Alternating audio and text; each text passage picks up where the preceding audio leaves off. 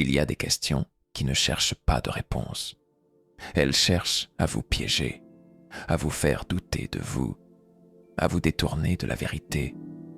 Ce sont les armes préférées des menteurs. Pas les grands menteurs de romans, non, mais ceux du quotidien. Ceux qui mentent pour éviter d'assumer, pour manipuler en douceur, pour contrôler sans crier. Aujourd'hui, je vais te révéler 5 questions typiques que les personnes malhonnêtes posent pour garder la main sur la conversation et sur toi. Si tu arrives à les repérer, tu gagnes un pouvoir immense, celui de dire non aux mensonges sans même hausser le ton. Pourquoi tu dramatises tout? Tu connais cette phrase? Elle frappe comme un revers en plein débat. Tu viens d'exprimer ton malaise, ton ressenti, ou même une vérité dérangeante. Et l'autre, sans trembler, t'assène. Pourquoi tu dramatises tout? Ce n'est pas une question. C'est un missile. Une tentative directe de te décrédibiliser. Ce que tu dis, peu importe. Ce que tu ressens, invalide. Ce que tu veux, ignorer. Ce qu'on te renvoie, que tu es trop sensible, trop fragile, trop dans l'émotionnel. Et là, tu bascules. Tu ne défends plus les faits. Tu te défends toi-même. C'est exactement ce qu'ils veulent. En te mettant sur la défensive, ils évitent l'attaque. Ils transforment leur faute en ton excès. Et si tu t'énerves encore plus, ils gagnent. Tu vois, tu recommences. Je t'arrête tout de suite. Ce n'est pas toi le problème. C'est une tactique classique utilisée par ceux qui veulent t'éloigner de ton pouvoir. Parce que si tu restes ancré dans les faits, s'ils doivent regarder leurs actes en face, ils perdent leur masque. Alors la réponse n'est pas la colère. Ce n'est pas non plus le silence. C'est la précision, le calme, la fermeté. Je ne dramatise rien. Je décris une réalité. Tu veux qu'on en parle ou tu veux encore fuir? Et là, tu reprends le contrôle. Pas du débat, de toi-même. Tu ne me fais pas confiance? Cette question-là, elle arrive comme une main douce posée sur l'épaule. Mais elle sert. Tu poses une question légitime. Tu exprimes un doute fondé. Et soudain, l'autre lève les yeux, blessé, vulnérable. Ou du moins, c'est ce qu'il veut montrer. Et il te dit « Tu ne me fais pas confiance ?» C'est une carte puissante. Parce que le mot « confiance » ne touche pas juste la tête. Il touche le cœur. Il réveille la peur d'être injuste, de trahir, de briser quelque chose de précieux. Mais derrière cette douceur apparente, il y a une manipulation subtile. Si tu dis oui, tu dois te taire. Tu dois ravaler tes doutes. Si tu dis non, tu deviens le problème, l'agresseur, l'élément toxique. Et pourtant, la confiance n'est pas une faveur qu'on accorde à la demande. C'est un lien qui se construit avec des actes, pas avec des mots, pas avec des regards tristes au moment opportun, pas avec des accusations inversées. Quand quelqu'un utilise cette question pour éteindre ton esprit critique, ce n'est pas de l'amour. C'est un verrou, une manœuvre pour bloquer l'accès à la vérité. Alors non, ce n'est pas toi qui manques de foi, c'est lui qui fuit la transparence. Parce que ceux qui n'ont rien à cacher ne demandent pas ta confiance, ils te l'approuvent. Et ceux qui te la réclament au moment précis où tu questionnes leur comportement, ils ne veulent pas la réparer. Ils veulent juste que tu regardes ailleurs. Tu veux que je dise quoi? Rideau, silence, lumière sur le menteur. Il entre en scène, l'air confus, presque désarmé. Il te regarde et te lance cette réplique bien rodée. Tu veux que je dise quoi?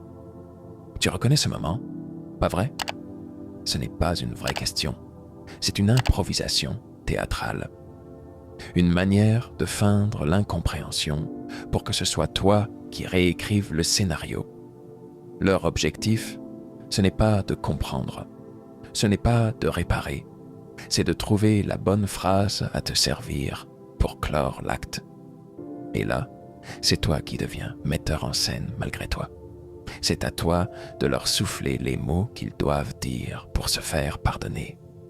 Je suis désolé, j'ai mal agi, tu mérites mieux. Ils te fixent les yeux pleins d'attente. Mais ce n'est pas du remords, c'est de la stratégie déguisée en innocence. Parce que s'ils voulaient vraiment réparer, ils sauraient déjà quoi dire. S'ils avaient conscience de ce qu'ils ont brisé, ils n'auraient pas besoin de ton aide pour le nommer. Mais non, ils te demandent de leur écrire leur ligne de défense pour qu'ils puissent réciter leur excuse comme un automate, sans jamais vraiment la ressentir. Ne joue pas ce jeu-là. Ne leur donne pas le script. Un vrai changement commence par une vraie prise de conscience, pas par une répétition apprise par cœur. Alors lève le rideau sur leur comédie et dis-leur clairement, si tu ne sais pas ce que tu dois dire, c'est que tu n'as rien à dire d'honnête. On peut passer à autre chose. Ça sonne mature, équilibré, presque sage. On peut passer à autre chose. Sur le moment, ça donne l'illusion de l'apaisement. Comme si le conflit était une mauvaise énergie qu'il faut vite évacuer. Mais prends une seconde, respire, regarde bien. Parce que cette question, aussi douce soit-elle, peut cacher une urgence d'oubli. Pas de pardon, pas de prise de conscience, juste un raccourci vers l'oubli. Tu n'es pas en train de refuser la paix, tu es en train de refuser l'amnésie émotionnelle. Et c'est une nuance essentielle. Vouloir passer à autre chose sans en avoir traversé les conséquences, c'est comme repeindre un mur sans avoir gratté la moisissure. Ça cache, mais ça ne soigne pas. La vraie paix, elle demande du courage, de l'écoute et surtout de l'honnêteté. Celui qui te dit « Allez, tourne la page », sans même ouvrir le livre avec toi, ne cherche pas à construire. Il cherche à se libérer, lui, du poids de sa responsabilité. Ce qu'il veut, ce n'est pas la paix partagée, c'est ton silence. Un silence qui l'absout sans qu'il ait eu à changer. Mais le silence sans réparation, ce n'est pas une solution, c'est une dette émotionnelle qu'on accumule. Et un jour, elle se paye avec intérêt. Alors tu as le droit de répondre « Oui, je veux avancer, mais pas en sautant les étapes. On passera à autre chose quand tu reconnaîtras ce que tu as fait, pas avant. Tu vas tout gâcher pour ça. » Et là, la scène se fige. Plus rien ne bouge. Tu viens de poser une limite. Tu viens de dire non. Et cette phrase tombe, comme un ultimatum. Tu vas tout gâcher pour ça. C'est violent, subtil, mais violent.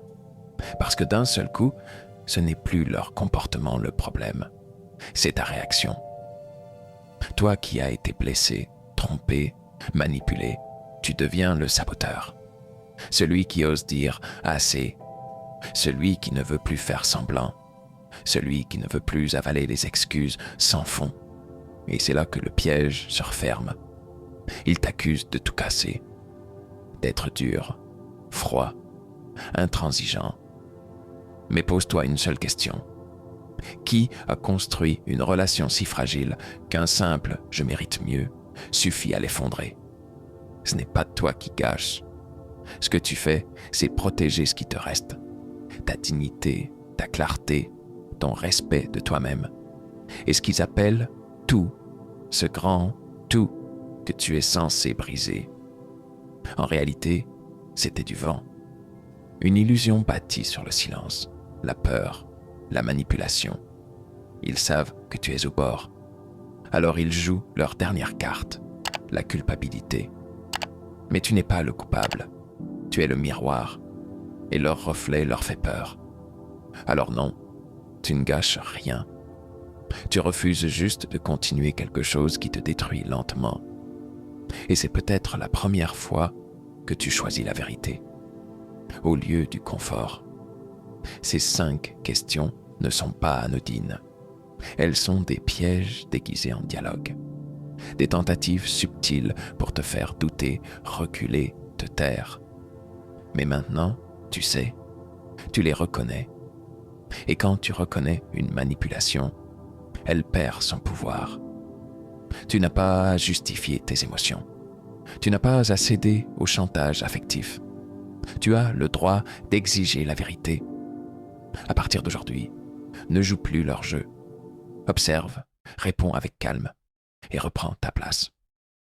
Parce que celui qui ne supporte pas ta lucidité ne mérite pas ton silence.